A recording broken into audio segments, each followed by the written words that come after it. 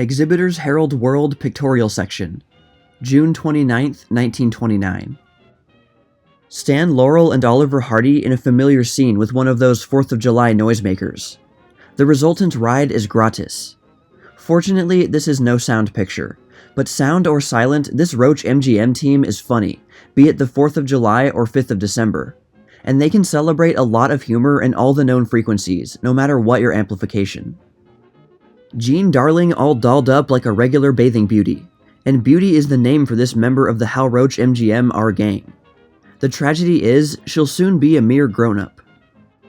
Radio Pictures Float, which took first prize in its division in the electrical pageant and parade held by the Shriners in Los Angeles during their annual conclave.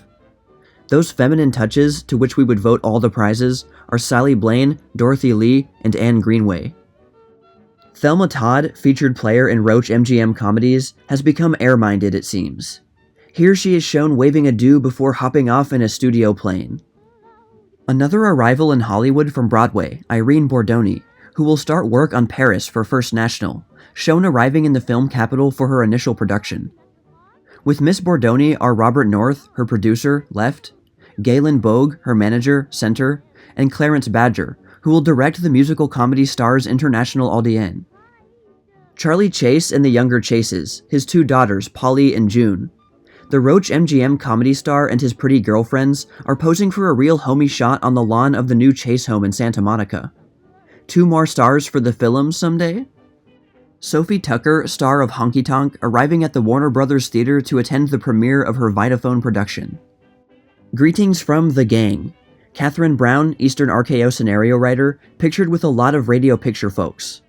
Shown from left to right are Wallace Smith, A. Leslie Pierce, Bert Wheeler, Miss Brown, Henry Hobart, and Louise A. Serecki.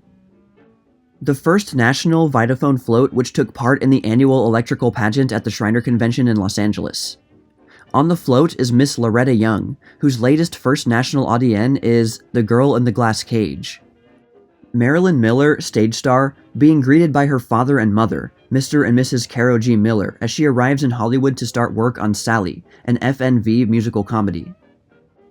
We always knew film folk didn't sleep much, but we never knew why. This picture explains it all.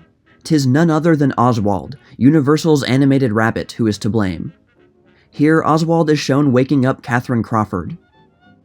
Broadway continues its trek to Hollywood. Here is Eddie Buzzell, musical comedy star, just arriving.